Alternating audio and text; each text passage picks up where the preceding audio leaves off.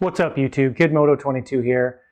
And today I'm going to talk to you about what you thought of the Harley event from a week and a half ago and whether or not you were disappointed or whether or not you thought it was great. So let's get to that video right now.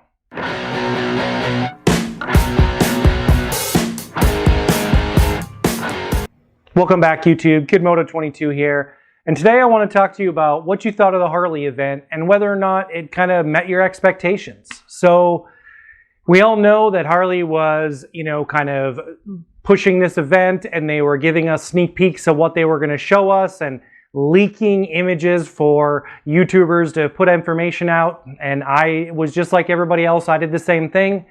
And so there we go, 2022, and the event went by, and we're about a week and a half in. The new bikes are being delivered to some of the dealerships that were the new models of bikes. And so what do we think? We have the lowrider ST, the lowrider S got the 117. We have the Road Glide and we have the Road Glide and Street Glide ST, both with the 117 and kind of their performance baggers, right? So I wouldn't say I'm disappointed. What I liked about the event was that Harley is now getting out, I wouldn't say in front of a trend, but they have now a market for the motorcycles where the trends are hot. So they did, kind of meet that demand, right? But then they also put out the lowrider ST. So what I'm going to say to criticize what they did is this. These aren't new motorcycles, okay? I'm going to say it. They're not new motorcycles. Harley did not put out a new platform.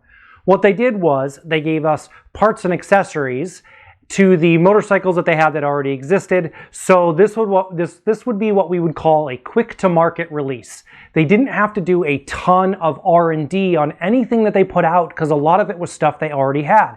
If you think about, say, the Road Glide or Street Glide S model, they didn't really have to do anything but put the smaller bags on it instead of like a special that has a stretch bags. They put smaller bags. They put a different, shaped fender on it on the front. Other than that, they made the models more of a base kind of performance model that you'd see the performance crowd want for these bikes.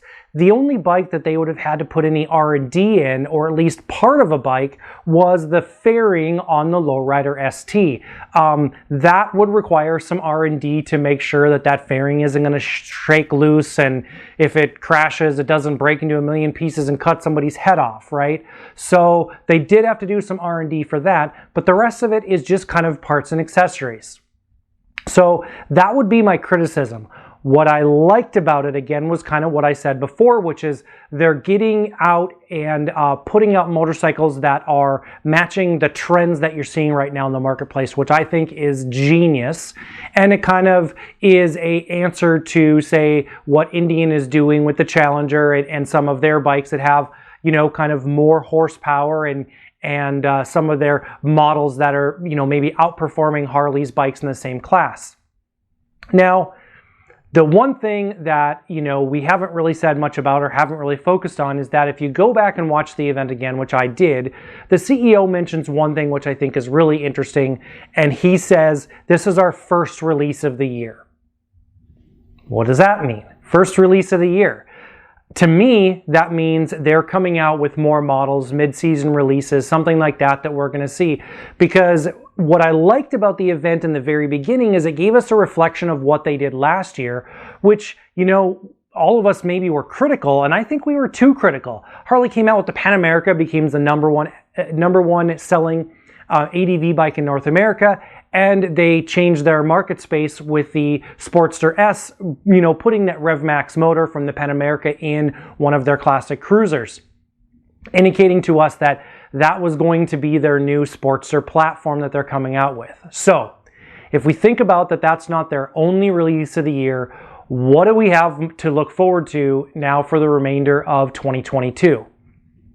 I'll give you my predictions. Number one, we're going to see a revival bike. I don't know what that revival is going to be. I think if they doubled down and did a revival of an FXR and had a traditional FXR fairing, that bike would kill it. The Revival bike from last year was very popular, but that FXR bike would kill it, and it would be Harley answering their double down in the touring models if they did, that Revival bike as their release this year. I don't think that's what they're going to do. The Revival is going to be a little bit more nostalgic, I think. But if we're thinking about what they're going to release, that would be a new bike for this year. I have two speculations. One, I think, is going to be what we're going to see, and the other, I think, is what we're going to see next year. So I would say that we have two options here. We're going to see Harley release their more traditional Sportster models with the Rev Max motor. That's one option of a new release that we could see this year. The second option of a new release I think that we could see this year would be a Rev Max bagger, right? They go all in on the performance bagger and they put the new motor in it. They redesign the frame, inverted front suspension, maybe put the Olin Screaming Eagle that they have on the back, and just really go all in with a limited run of that bike, say maybe 2,000, 4,000 units or 5,000 or whatever that might be. That could be their other release of the year. This is my prediction. I think it's going to be the bagger. I think we're going to see a Rev Max bagger in 2022. The reason why I think we're going to see that is next year is an anniversary year, which we think would make sense for them to, release that. Except the baggers are doing well with the M8.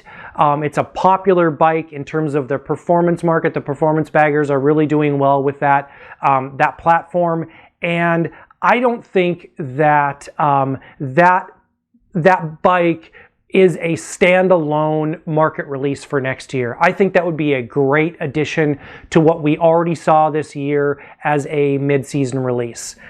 I think these Sportsters will be their line-changing, iconic reveal in their anniversary year next year. That's what I think. I think we're going to see a line of Sportsters released with the Rev Max motor in the anniversary year next year, because the Sportster line is so iconic. It's been around for so long, and we know that the Evo motor has got to go. We know that the 883, the 1200, they're the only ones that have it that are left, and it's going to go. I believe that this is the last year for those two models. I think next year we're going to see the entire Sportster line redone with that motorcycle, and I think that you're going to see that performance bagger this year. So there we go. That's what I have for you guys. And like I just said, when I said, I think we're going to see that performance bagger, I know that they released the S models in the baggers. I think we're going to see a bagger redesign this year as a mid-season release with the